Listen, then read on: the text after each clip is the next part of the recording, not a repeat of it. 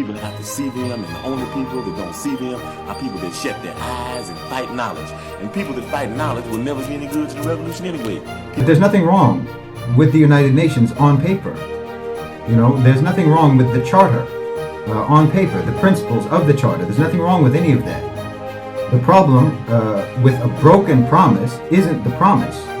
You know, the problem with an unfulfilled contract isn't the contract. The problem is the one who's breaking the promise. The problem is the one who's failing to fulfill their contractual obligations. But if you read the United Nations Charter, it's good.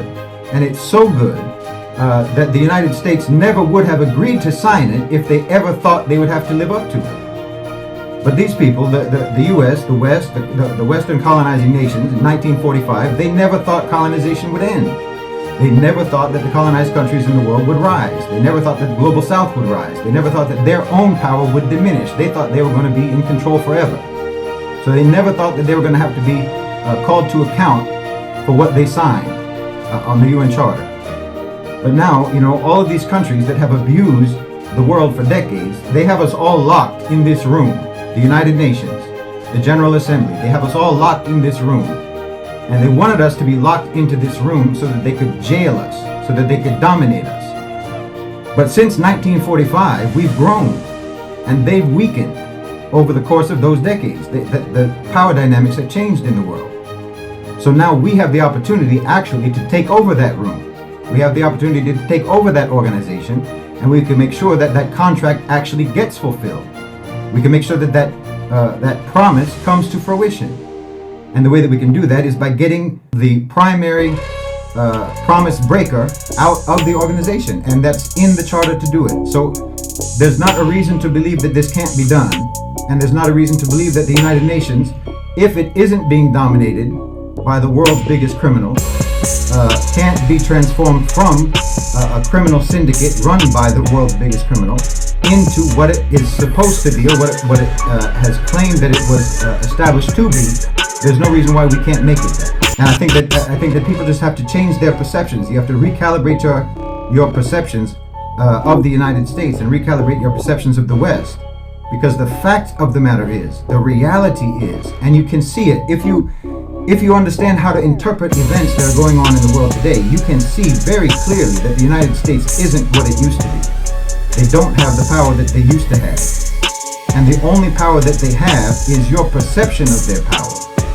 The only way that they can continue to control and dominate the planet is because you just think that they do. You know, it's like a slave on a plantation, and the master is in the house and he died already, but you don't know he's dead. So you think he's still in the house, but he's not there. It's an empty house, and you can leave anytime you want. We all know that it was created as a colonizing institution. We all know that.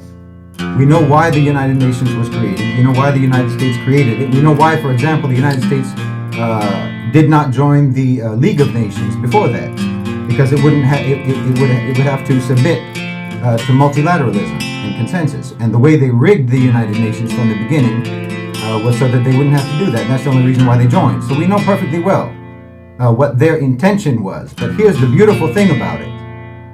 Because of their dishonesty, because of their hypocrisy, because they can't be open about their intentions, and they have to make everyone believe that they're beautiful and democratic and wonderful and love all of these enlightened values and so forth, they had to put on paper these conditions of accountability and equality between nations, knowing perfectly well in their minds that they were never going to have to be held to account for that. They thought, because what their real belief is always, from pre-enlightenment age to pre-modern age to enlightenment age to modern age to post-modern age, they believe in one thing and one thing only, and that's might makes right. We know that. So they thought that they could put on paper all of these wonderful values, all of these noble principles, and they would never have to live up to it because they're strong enough, that no one could ever force them to be held to account. That's the beautiful thing about it, because it's a legal document. So they put it on paper thinking that they would never be called to account for it, but they can be called to account for it. And they never thought that would happen. That's what I was saying earlier. They never thought that they would be, if they thought for a second that they would ever have to be held to account, and actually have to abide by the UN Charter, well, they never would have signed it in the first place. but they did sign it because in their arrogance, they thought that they were going to be powerful forever. And they thought that the colonized countries would be weak and subjugated and enslaved forever, but things change. And now we have an opportunity. The world has changed, the dynamics have changed, power dynamics have changed, and the reality of America's own subjugation to their corporate elite provides us the opportunity to actually call to account the United States and invoke Article 6 and have them removed from the United Nations. And then we can see the United Nations actually operate according to the principles of the Charter, even though no one who ever established it in the first place ever thought it would have to do that. But we can make sure that it does, inshallah.